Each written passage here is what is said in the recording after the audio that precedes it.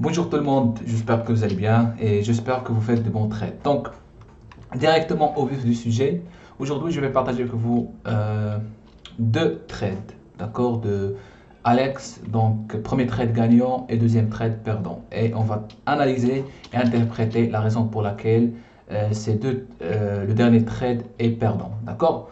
Donc, toujours sur l'SP500 contre un 9,22 et vous avez ici 1 minute. Donc, là, le trade est pris environ 1 minute 30. Donc, vous constatez ici, on a une zone de accumulation, le POC à peu près au même niveau, une zone de valeur importante et on est proche de plus bas. D'accord. Au niveau de delta, le delta est positif, qui signifie effectivement les acheteurs essayent de maintenir le marché. Mais au niveau des volumes aussi, le volume est très important. Dans ce cas, on constate aussi que les volumes, ça fait partie des volumes acheteurs et en même temps vendeurs. Mais lorsque vous voyez le delta est positif, donc vous allez comprendre que les vendeurs passifs, c'est eux qui absorbent les contrats des acheteurs agressifs. Donc là, on approche au plus bas, au prix de 39,82. Et là, vous allez voir 108, 140, 255 comme des déséquilibres vendeuses et aussi un sweeping.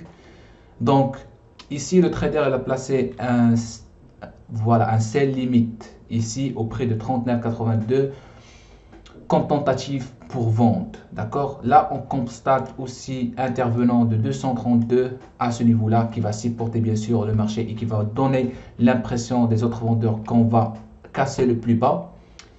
Donc, effectivement, ici, vous avez 111 derniers contrats échangés. Et là, le prix approche au plus bas avec force. Regarde le volume ici échangé.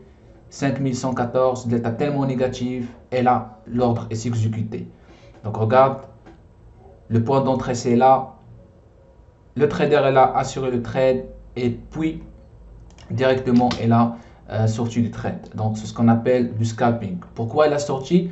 Et je vous assure que ça, c'est une bonne réaction d'Alex. Ça, c'est une bonne réaction. Pourquoi il a sorti? Tout simplement, on approche au VWAP écart tube 3. Et là, vous avez 210.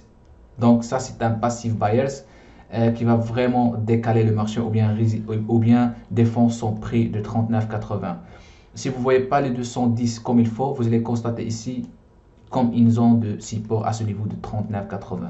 Donc, après, vous allez constater directement que le marché, directement, il a retourné, il a réagi vers le haut. Donc, ça, ce qui concerne le premier trade. Donc, maintenant, je vais partager avec vous le deuxième trade, mais cette fois-ci, c'est un trade qui est perdant. D'accord?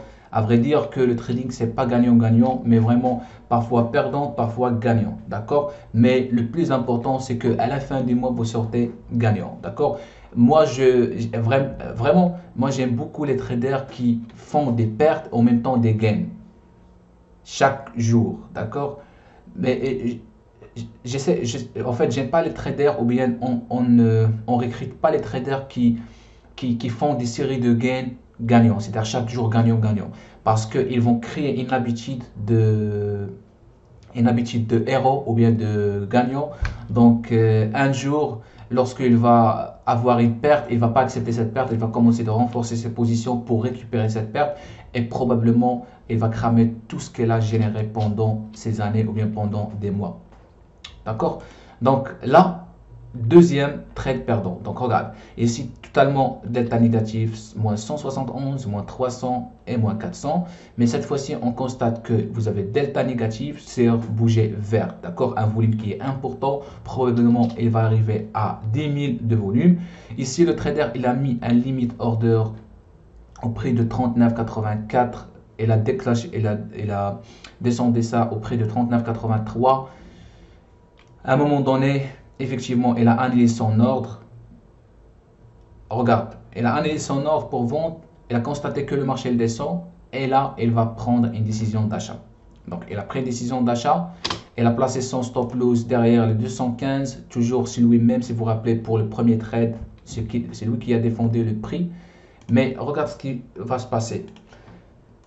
Ici, vous avez une bougie rouge sur un volume de 10 000. C'est-à-dire les vendeurs dominent, les vendeurs dominent. Donc il y a un grand potentiel que les vendeurs vont commencer de casser de plus en plus bas. D'accord? Regarde le max delta, totalement zéro. Donc ça, c'est une erreur fatale. Donc regarde, déséquilibre de vente, delta faible, et on constate effectivement il y a de l'agressivité vendeuse, même au niveau de time and sales, vous allez voir. Donc là, regarde, on a cassé le plus bas, et puis il a touché son stop loss à moins 100 $.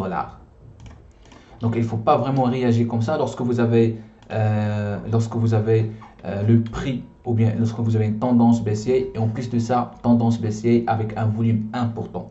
Au moins attendre un signal ou bien un delta positif qui montre vraiment l'entrée des acheteurs. D'accord?